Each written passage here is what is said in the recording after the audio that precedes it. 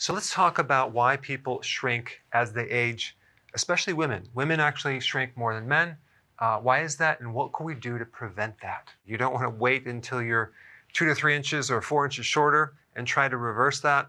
It's too late, okay? So we want to act now. So a person potentially could lose a quarter to a half an inch every decade after 40. So by the time they're 70 or 80, they're actually 2 or 3 inches shorter, okay? Why is that, and what can we do to prevent that? We're getting a loss of the disc space between the vertebra, and we're also getting a loss of the vertebra itself. So one of the big myths out there is that people think that they can grow bone by drinking more milk. Cows and horses have these huge legs. They're solid. They're supporting a very large animal. And they don't drink milk after 6 months. They actually are eating grass. So there is no credible study that I could find that shows that drinking milk will build your bones or make them stronger. Now, what about calcium?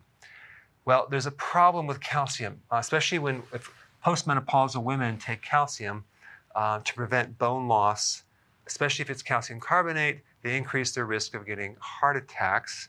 I did a separate video on that. You can check it out. But when we talk about minerals, we're only talking about one little piece of the puzzle. You need other minerals, you need vitamins, you especially need magnesium, and this trace mineral called boron. Boron is really, really essential to help prevent osteopenia and osteoporosis. Okay, so you get your calcium, you can get that from leafy greens, and maybe a little high quality, organic, grass-fed dairy. Okay, number 2. Vitamin D3 and K2. These are fat-soluble vitamins. These are really important in mobilizing and transporting not just calcium, but magnesium as well. So vitamin D helps the absorption of calcium from the small intestine by 20 times, but K2 drives that calcium from the blood into the bone. So vitamin K2, as compared to K1, triggers proteins that keep your bones really, really strong.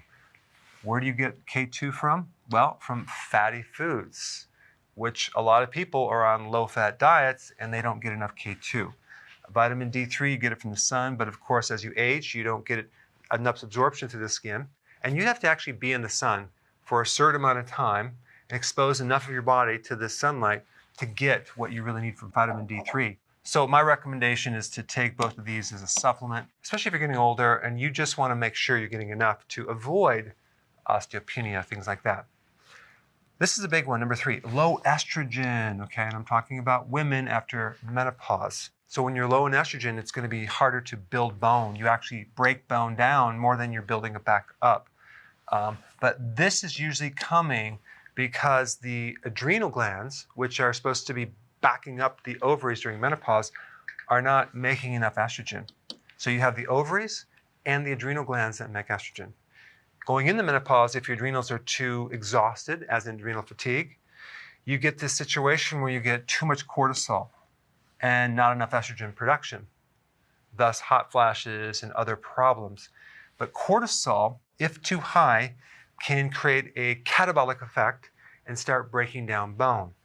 So that's one reason why someone might actually lose their height right there. And then number 5, low protein. They're not consuming enough high-quality protein. You'd be surprised how many people have a deficiency of protein. And I'm talking about amino acids.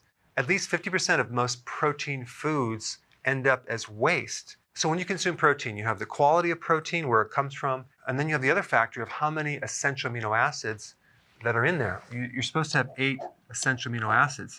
If you're doing collagen, for example, you don't even get the 8 essential amino acids. So if you don't have those essential amino acids, those building blocks, you cannot build body tissue.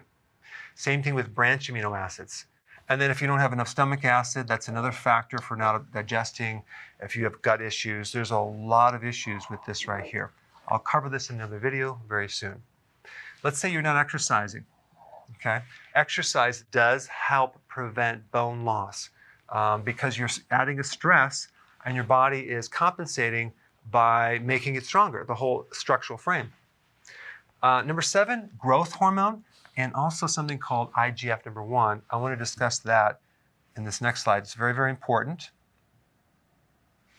Growth hormone. As you age, you lose your ability to make growth hormone.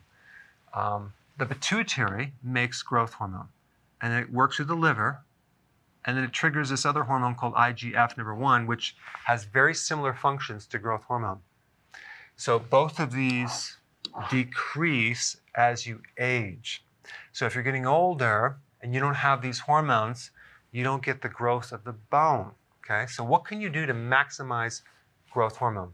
You can keep your insulin low and your sugars low. That sounds like keto to me. Okay, next one. You want to get more sleep, okay, and less stress. That will increase growth hormone as well. In fact, a good amount of the growth hormone is elevated while you're sleeping in the deep delta wave sleep. So if you're not sleeping, you're not going to be able to produce enough growth hormone. And that's when all the repair happens, all the recovery, and the actual bone growth itself. Exercise, high-intensity interval training, has the potential to increase growth hormone by 700%. But this is mainly if you're doing some hardcore sprinting. So if you're not doing hardcore sprinting, it could be less than that. And realize everyone's different, and this was just one study. So it could be less, could be a little bit more. But high-intensity interval training is the way to go, but do it gradually at first so you don't overdo it. Vitamin D, very important in increasing growth hormone. Lots of sun, or take it as a supplement. But this right here is probably the most potent stimulator of growth hormone, and that's intermittent fasting. You can increase growth hormone by 1,300 to 2,000% when you do intermittent fasting. So again, intermittent fasting will help you get younger, and I'm talking about your bones as well. So the moral of the story is, don't wait until you're 2 to 3 to 4 inches shorter. Do something now as a preventative measure. Hey, if you're liking this content, please subscribe now, and I will actually keep you updated on future videos.